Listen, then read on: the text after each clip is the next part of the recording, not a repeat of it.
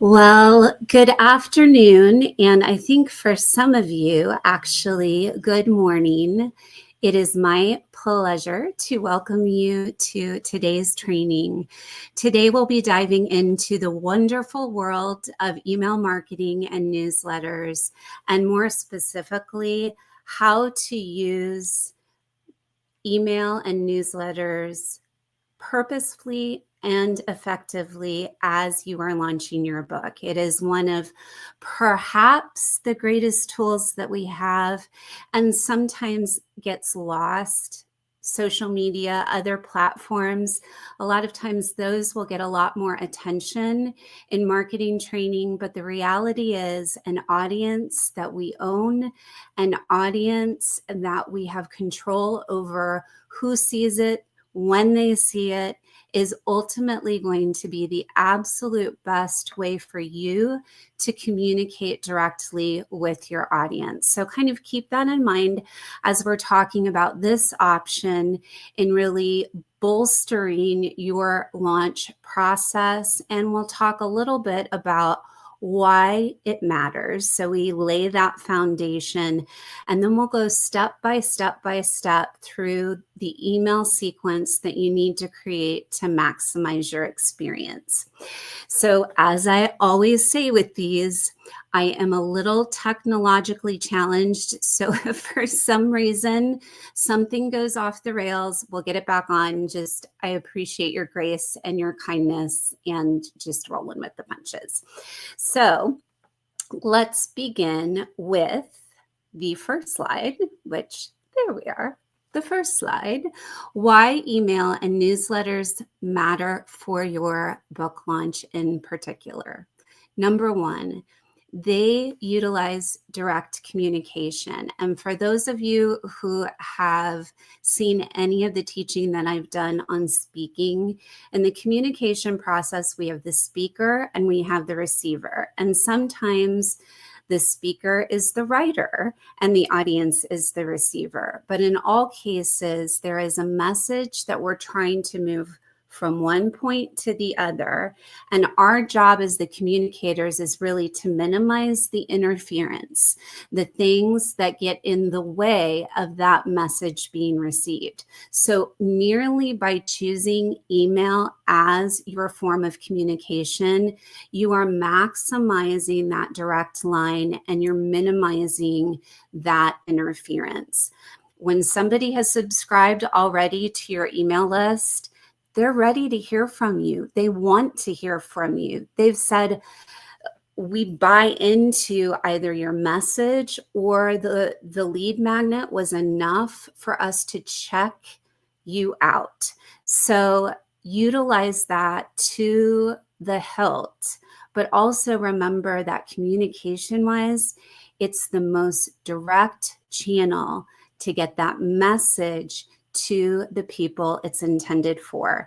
And ultimately, that's going to be why this is also the best channel to turn really followers or subscribers into buyers, which is the whole point in book marketing. We want to connect our book with the people who need it. The second reason why email and newsletters matter for your book launch is that they historically have higher engagement than any other platform. So social media platforms, again, it feels very impersonal. But with email, based on whatever type of email engine that you use, often they give you the option to personalize it, and that personal touch really tends to garner engagement. Also, when you use an email campaign effectively and when you use a newsletter effectively, that constant, consistent content that comes directly to them builds relationship. And relationship, ultimately, we're going to talk next month about this, is really where we need to hone in on when we're trying to move the needle platform-wise or marketing channel-wise. really, really maximizing that connection is always going to be important. And email, ultimately, that level of connection is going to be higher in an email or a newsletter that you are sending to your prospective buyer. The third reason why email and newsletters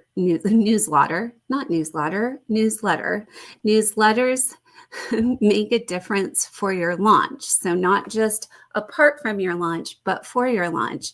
The third reason is they serve an audience on a platform you can control. And we talk about this constantly in BMA at Redemption Press, that Facebook could be gone tomorrow, Instagram could be gone tomorrow, Twitter could be gone tomorrow. But that list, no algorithm can change your reach. It's not affected by shifts in social media trends or platforms. It stays consistent. And when we're talking about launching a book, consistency is key. So you maximize the chance that there won't be certain hiccups, or at least hiccups that you can't troubleshoot for. Email typically is something, if something happens where we're like, oh, certain person didn't get it, number one, that person can easily communicate that to us and we're able to troubleshoot. Whereas with Facebook, with Instagram, with any of those social media platforms, sometimes it is a miracle if you get a question answered in a month. So again, another reason why email lists, subscriber lists are so important and why we really value that here at Redemption Press. Okay, so the fourth reason why email and newsletters matter to your book launch is that they are the best way to convert followers to buyers. And as I said, part of that is because of the relationship that's built. Part of that is because of that direct communication. There isn't a lot of interference that gets in the way of it. So not only does it follow communication theory, but studies have actually empirically shown that a well-crafted email can inspire action, whether it's buying a book, attending a launch event, or signing up for updates. What matters there is really creating a clear call to action so they know what you want them to do next stepwise. And part of this second half of the training, where we really talk about how to build an effective email campaign surrounding your launch, is going to key into that idea that we need to make not only the call to action clear, but we also need to make sure that subject line, any email that we send, it needs to be concise and it needs to also be clear, because we have one chance, possibly two, maybe three, I don't know, depending on how often you look at your email inbox once you see a new email pop up.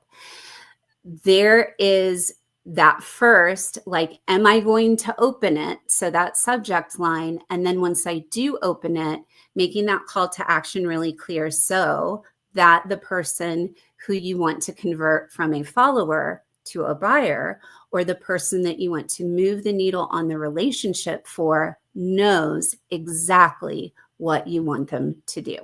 So now that we've kind of covered the why email newsletters matter for your book launch, we're now going to go into this idea of crafting an email campaign specific to your book launch efforts. And I will say this, like I say many times, if you are jumping into this midstream, you're getting really close to your launch, you can always use the pieces that apply to you now. And then when you launch another book, you'll have the whole picture. Don't feel like just because you're not at the beginning of the pub process, and so you can start engaging people from the ground up, that you somehow have missed out. You just didn't have the information yet.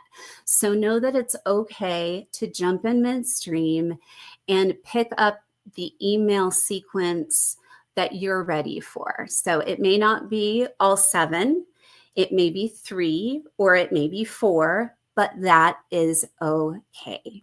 So, as you know, I always have to take, actually, I'm talking a lot today, so it requires, and it's coffee, which, you know, when we're talking about book marketing, caffeine is always our friend. So let's talk, and I gave you just this little blurb for your training purposes, but again, a successful email campaign for your book launch, it's really going to come down to planning and creating a series of emails that are purposeful and planned out and have the content necessary to move the needle. So as we move through the types of emails that you're going to use in order to craft your campaign, that's something that you want to keep in mind. I'll also mention here, I know that the PDF contained a spot for why email and newsletters matter to your book launch. But I think the thing that will probably be of most benefit to you as you look at this live training are the second half of the content on the PDF has email number 1, email number 2, email number 3, and it sequences it out for you so you can take your notes and really wheelhouse it in a place that is organized as you're planning out and tailoring it to your own launch. Okay, so let us move to email number 1. And this one might cause a few people to question it because we're going to call this the welcome email. Now, there are plenty of you out there in BMA land, and anybody who's watching this on YouTube, apart from BMA and Redemption Press, most authors already have a newsletter established, a lead magnet established, and so they probably already have an automated welcome email that they send when somebody subscribes to their list. But the moment you know that you are launching a new book, adding that piece into your welcome email is going to hit 2 birds with 1 stone. You're welcoming them to your subscriber list, you're engaging in relationship with them, but you're also giving them the information that will start the process of forging a really good email campaign for your launch. You want to invite all your subscribers into it, and this is a soft way to do that because they're already expecting your welcome email. For those of you, like I said, kind of midstream, you've had an email list for a long time, you have a lead magnet, and you've been building it up, add to your welcome email something that includes information about your book. This could be, it could be a sneak peek into content. It could direct them to a certain place, maybe on social media or on your website. It really is up to you how you want to do it, but it plants that seed that says, not only am I welcoming you to this great community, but I'm also inviting you to be a part of my book writing journey. So make sure, again, I'm all about efficiency, and that's one way to do that and do it well. The other thing that I mentioned earlier is that another key way to communicate clearly and get people to open the email for your campaign, for your email campaign for your launch, is making sure that that subject line is very clear and concise. Now, I am coaching Anne Griffiths tomorrow, and so I just borrowed her upcoming book title, God, I'm Broken, and gave an example using that. So it's kind of cohesive going into coaching tomorrow.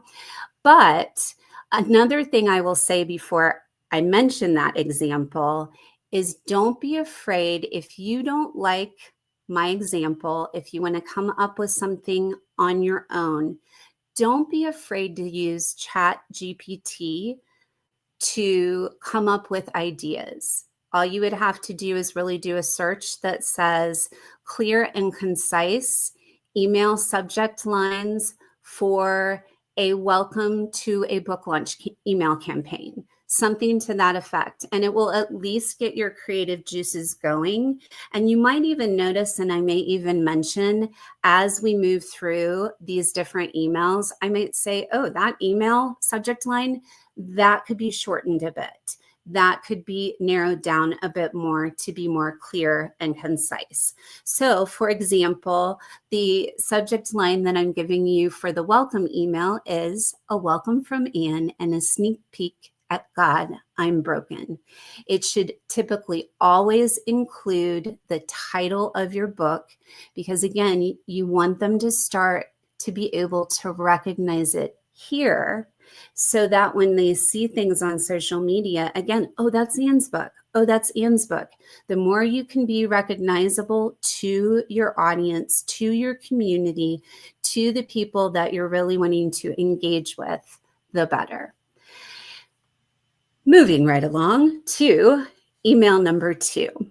Email number 2 is going to be, it could be one email, but it also could be multiple based on what you have the margin for or the time for. And that's a pre-launch email. The goal here is really just for you to start building that anticipation for your launch. Share behind the scenes information, the inspiration for your book, a teaser. The goal is to get people excited and anticipate that book release, almost to the point where they're chomping at the bit and they want to know when it's coming out and how they can help, because that's what it will do for them is I'm part of this community. I've engaged in this community. Anne Griffiths has served me well and poured into me. And now I have this opportunity to help her in a very specific way. So that's kind of that's the spirit of any pre-launch email, is to really garner that excitement and build on that momentum. The example subject I gave, I think, and yes, it is. It is in the PowerPoint, is coming soon. God, I'm broken. Very simple, very concise, but it communicates a sense of excitement and it directs the subscriber or the email audience member to say, oh, this is about the new book that's coming out, because you've already laid the groundwork and the foundation in the welcome email. So moving on to the third email, when you are creating this campaign, that needs to be included in that campaign, and that is a launch announcement. So we move from welcome to pre-launch, building that excitement to ta-da, the day has arrived. Bet you didn't know you were going to get a song today. It's probably the only song you went to hear from me. But this is your time to just really be excited. The big day is here. You finally have gotten to the moment that we all have collectively been waiting for. And it's now time to announce that it is officially available for purchase. This is really where that call to action, that compelling call to action, is going to be vital. And you're going to want to provide a direct link to purchase your book. So clear call to action, remember that for this one. And you also want a direct link to buy their book or your book. You don't want to make it challenging for your community. You want it to be easy for them. An example subject line here using Anne's book is, it's here. God, I'm broken is available now. Again, not rocket science, y'all. I don't think I am even capable of rocket science, but it really just needs to be clear what it's about and hook them in to knowing what you would want them to do next in the context of your email.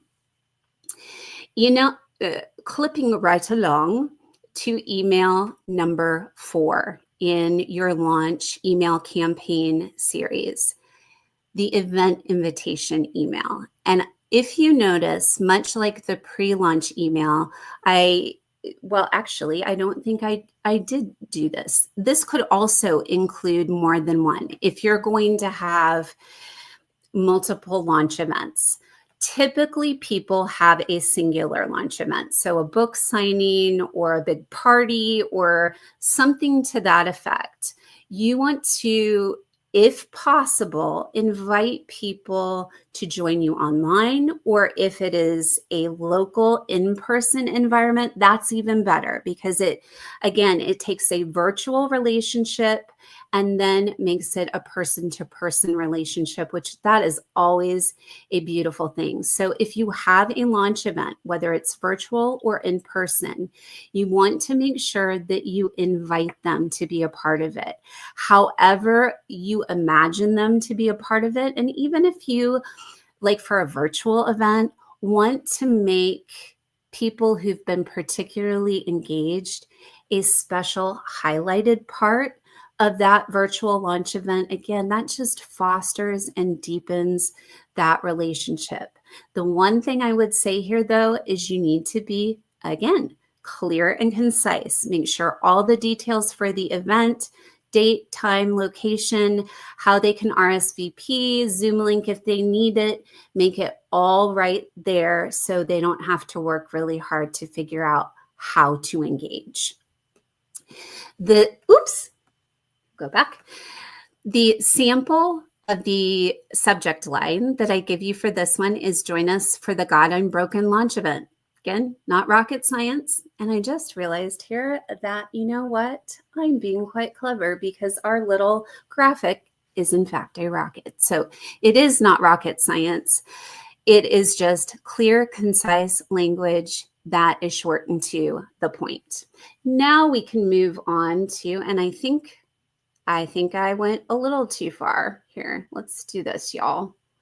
It's okay. We are just going to go with it to email number 5. Pay no attention to the woman behind the curtain. And here we go. I told you I was going to sing again. Actually, I didn't tell you. I just sang. So sorry about that. Shield your ears, y'all. Shield your ears. We are now on back to email number 5. And you know, here's a valuable lesson, y'all. You are starting out, and things like that are going to happen where tech falls apart and you might even look a little ridiculous, just like I no doubt probably looked just a second ago. But you know what? It's going to be okay. No matter the effort that you put forth, whether it is perfect or imperfect, it is a baby step towards action. So never be afraid to make a little mistake. Grace covers all. So let's move to email number 5. We've finished up with email number 4, which is the event invitation email. And now we are going to go to email number 5.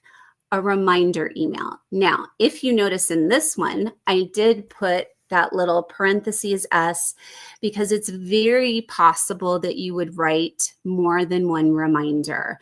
It could be for a launch event. It could be for a pre-launch event. It could be, there are so many different things. It could be you're asking them for a book review. It could be you want their feedback on something. It could be you want them to share something on social media. There's a lot of things that you might be asking them to do that you're going to want to send them a reminder about. So for instance, the example I gave here was, let's say Anne is selling her book on her website, and she, for a limited time to really kind of build some excitement, give particular interest to purchasing the book during the launch or even post-launch, is that she's selling signed copies. And so she needs to remind her community that, hey, that limited window is coming to a close. And I want to make sure that, you know what, y'all, I don't think you're seeing the presentation because it is, I had to kind of redo that. And so I'm going to actually just talk as I share the screen there. This is a holy hoot of a mess. Apparently, I should not be teaching this late in the day. I think that is the lesson, or this early in the day. I think that is the lesson here. Maybe it's just all the days. That might be more to the point. So here we go. We're going to go back to email number 5, which we are finishing up on. I hope you are able to hop right in now that we have taken another little detour so that people can definitely take the notes that they need to. Again, don't be afraid to send those reminder emails. And the example for a subject line that I gave, now that you can see it on the slideshow, is last chance to get your signed copy of God, I'm Broken. Clear, concise, and they know exactly what the email is about. The 6th type of email, or the 6th email that you would want to use in an email campaign for your launch, is going to be the post-launch email.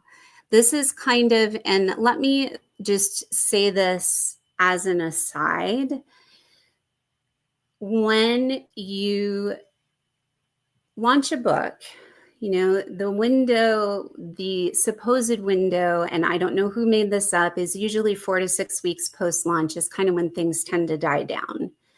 But I will give you the advice that my publisher gave me with Even When. You will probably have, because this is your community, you will probably have a sense if your community is ready to move on to the next thing, or that momentum is still building. And so if it doesn't fit that 4 to 6 week window, it's okay to trust your gut. It's okay if a little earlier than 4 weeks, you say, I think it's time to pivot and we need to kind of go into post-launch mode. You are in charge here. You can make that call. Same is true on the flip side. If you hit week 6 and momentum is continuing to build, you have more and more engagement, then I say, you know what? Go with your gut and wait to send this email. But whenever you feel that reaches a natural conclusion and your audience, your community is ready to shift and move on, that's when you want to send this post-launch email. Essentially, you're thanking them for their support. You're encouraging them to leave reviews as they finish up the book. And also just be advocates moving forward. I think of the folks that were with me during my launch for Even When, many of them are still being on the ground advocates for not only the book, but also for its message. I would also include in this one a link to purchase the book, because people may, you know, sometimes life happens and we really want to be involved in a launch.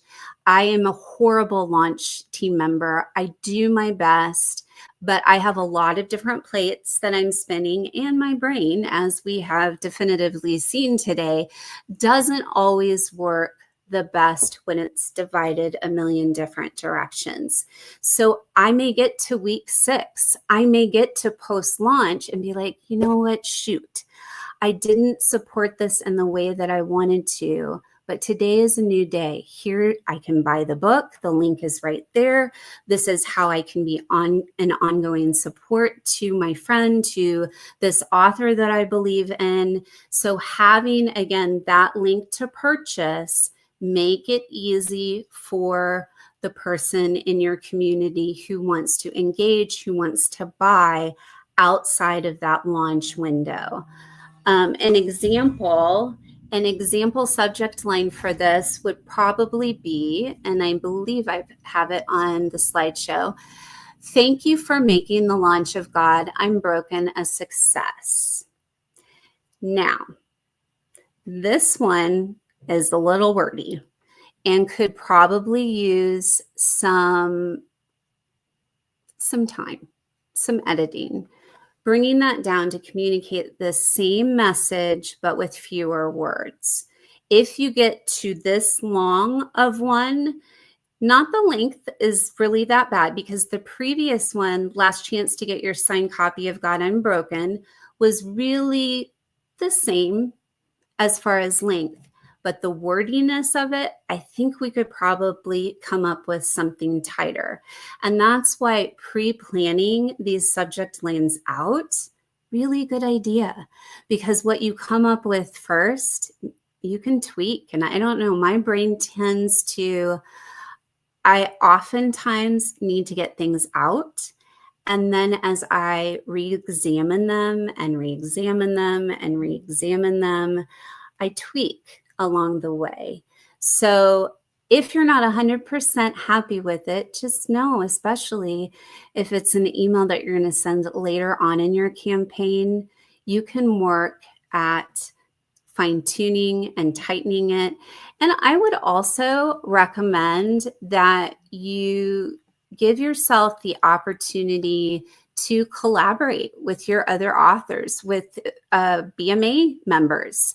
You know, if you create this campaign and you're struggling with really tightening that email subject line, then reach out and say, you know what? I need some help. I need some collaboration. I need some feedback.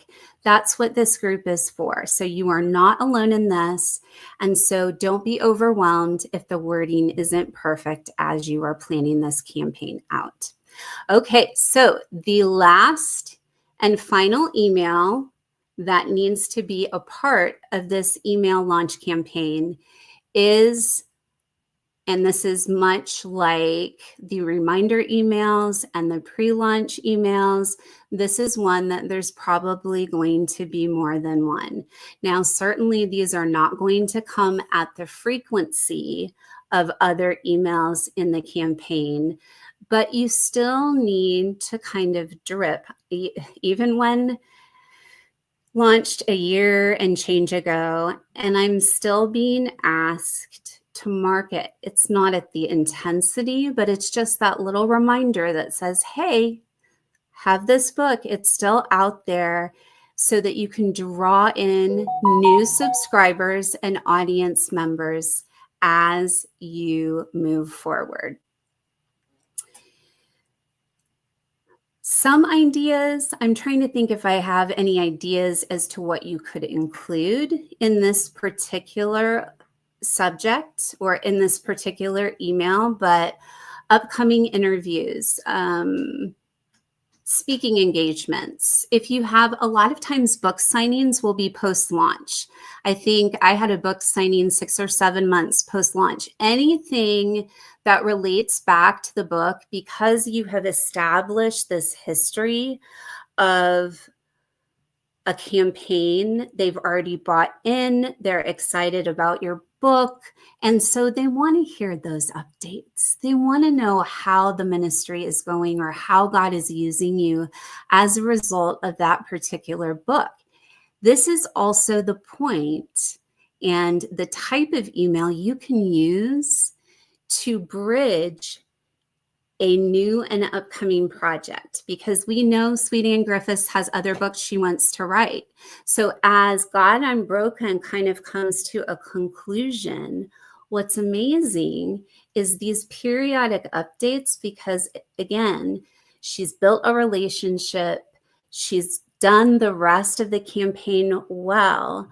When it's ready to announce that next book is starting the publication process, she already has a forum in which she can make that announcement and then start the campaign sequence all over again. So don't miss that piece. I think my example for this one is, what's next for God Unbroken? Very simple. Doesn't need to be cumbersome. Don't get caught up in the weeds of the words that you are inspired to in action.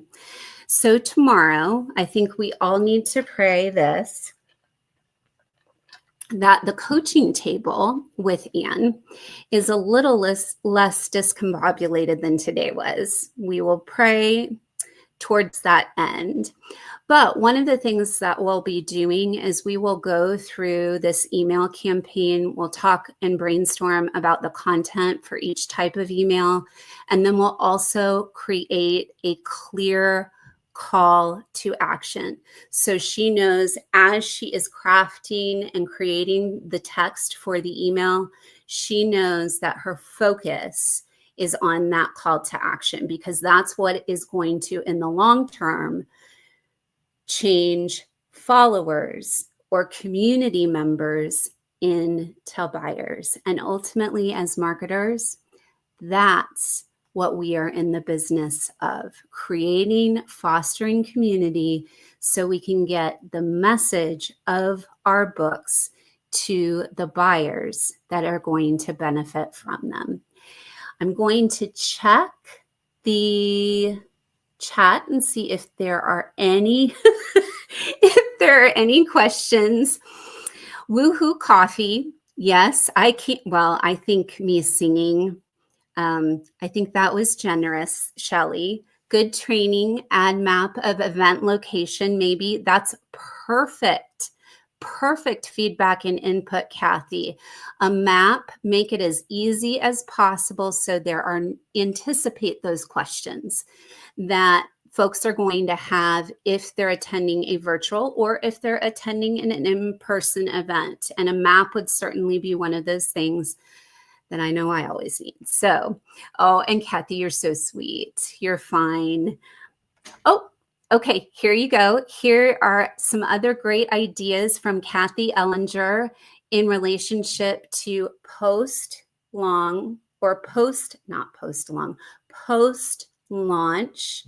maybe news that you are presenting to your email subscribers or an ongoing update.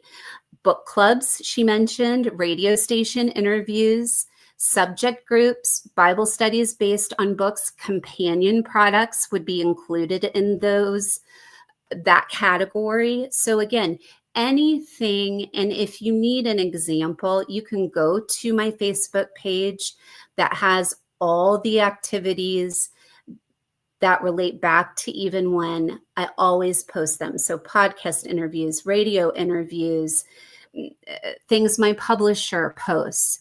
Any of those things can be used as kind of that slow drip, those ongoing updates to get new people interested in your previous project or lay the groundwork for your next one. So great ideas, Kathy. And I'm so grateful for the input. And you know what, Shelley, I just now also saw your comment. Sarah, the slide isn't showing. It just took a little bit long to find it. And Kathy, I will post my Facebook address page in the BMA Facebook group so that you guys can connect that way, because I'm not entirely sure if I tried to give that to you in the chat, it would post, especially considering my technological blunders today. So if you have any questions outside of today's training, or if you're watching this on the replay, do feel free to send those questions my way, post something in the BMA Facebook group, whatever is going to be of use and help to you as you create this email campaign and set yourself up for a successful launch. I'll see you the next time. Have a beautiful, beautiful day. And I look forward to coaching the amazing Anne Griffiths with y'all tomorrow.